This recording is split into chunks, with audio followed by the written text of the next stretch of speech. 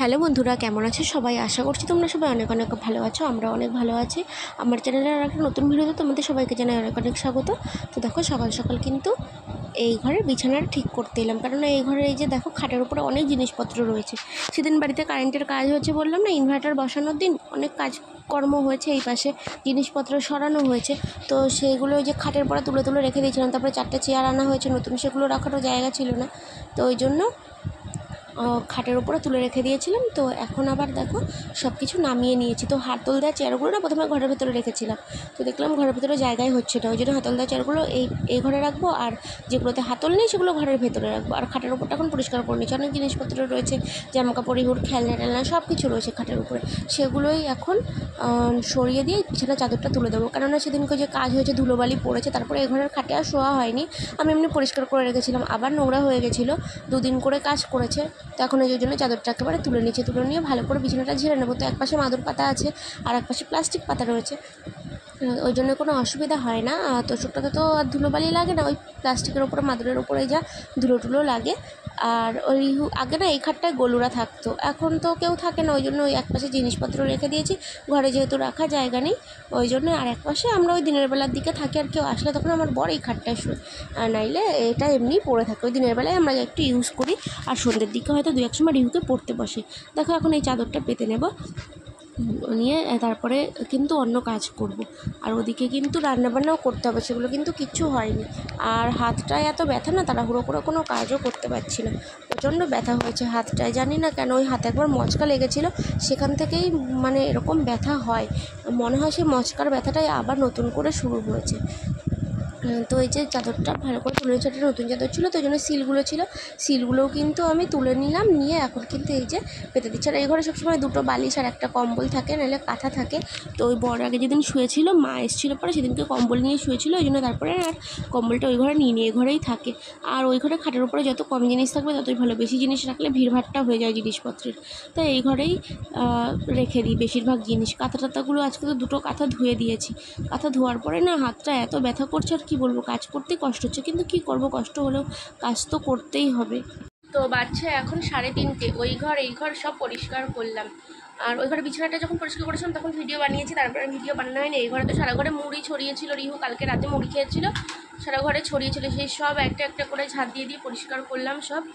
তবে এখন ঘরটা একটু পা দিয়েছে। আর এই হাতটা এত ব্যথা হয়েছে, ডান হাতে যে বুড়ো আঙুলের এই গোড়াটাতে এত ব্যথা হচ্ছে, হাত দিয়ে কিচ্ছু কোনো কাজ করতে পারছি না, এত বাসন ডাই হয়ে রয়েছে। যেটুকু দরকার সেটুকুই মেরেছি। বাবাই এখানে আয়, ফেলিস না কিছু।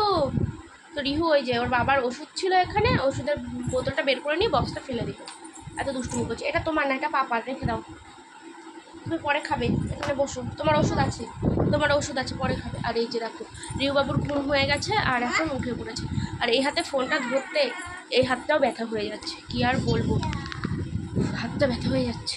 একটুখানি এখানে হাতটা ভর দিয়ে নিব।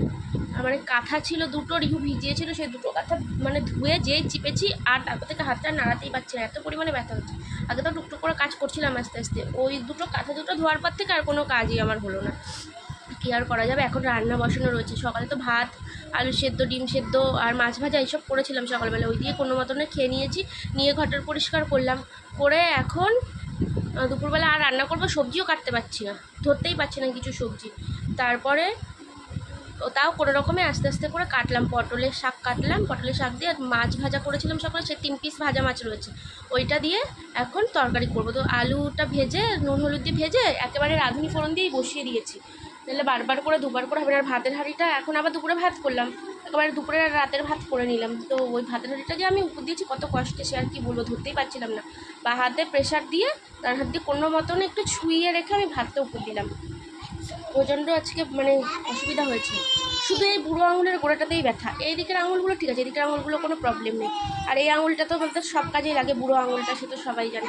তবে পুজোও আজকে করা হয়নি, বৃহস্পতিবার, একেবারে সন্ধেবেলা স্নান করব, মানে এখন তো স্নান হয়ে গেছে, সন্ধেবেলা একবার স্নান করে একেবারে পুজো দেবো। এখন ওদিকে রান্নার ওইদিকে যাচ্ছি দৌড়ে দৌড়ে বারবার করে, আর ভালোও লাগছে না।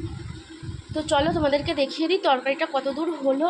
আর তরকারি তো মানে শাকটাও দিতে হবে তরকারিতে, বাথরুমের লাইটটা আমি জাগিয়েই রেখে দিয়েছি। তো চলো তোমাদেরকে দেখিয়ে দিই। এই যে তরকারিটা ফুটে উঠেছে, মানে যে পটল শাকগুলো দিয়ে দেবো আমি তরকারিতে। অল্প করেই করছি, পটল শাক না আবার তেতো হয়। সবগুলো মানে হয় না, যেগুলো ছেলে গাছ হয় সেগুলো যা জল সব পড়ে গেল। এই এক হাত দিয়ে কাজ করতে গেলে এই অবস্থা হয়। এখন আবার পরিষ্কার করতে হবে, আমার আরও কাজ বেড়ে গেল। যাই হোক, এটা নাড়াচাড়া দিয়ে দিয়েছি, আবার পরে কথা হচ্ছে। জল টল পরিষ্কার করে নিই। কি করছো তুমি ওখানে বাবাই?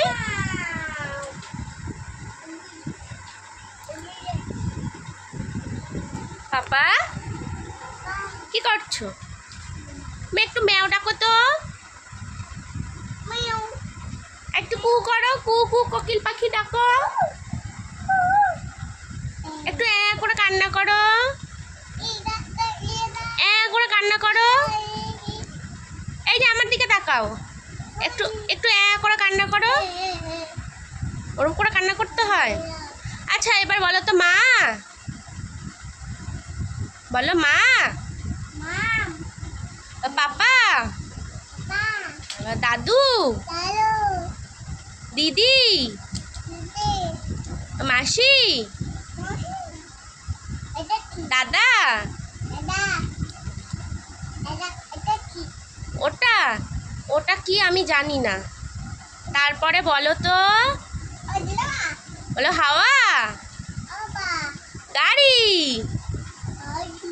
মাছ, আর কি বলো দই। তুমি তো অনেক কিছু বলা শিখে গেছো, আমার তো শোনা বাবা তুমি। ওটা তো আমার ওষুধ, দিয়ে দাও এদিকে। আর একটু টাটা বাই বাই করে দাও। টাটা, টাটা বলো, বাই বাই। একটু কিসি দিয়ে দাও।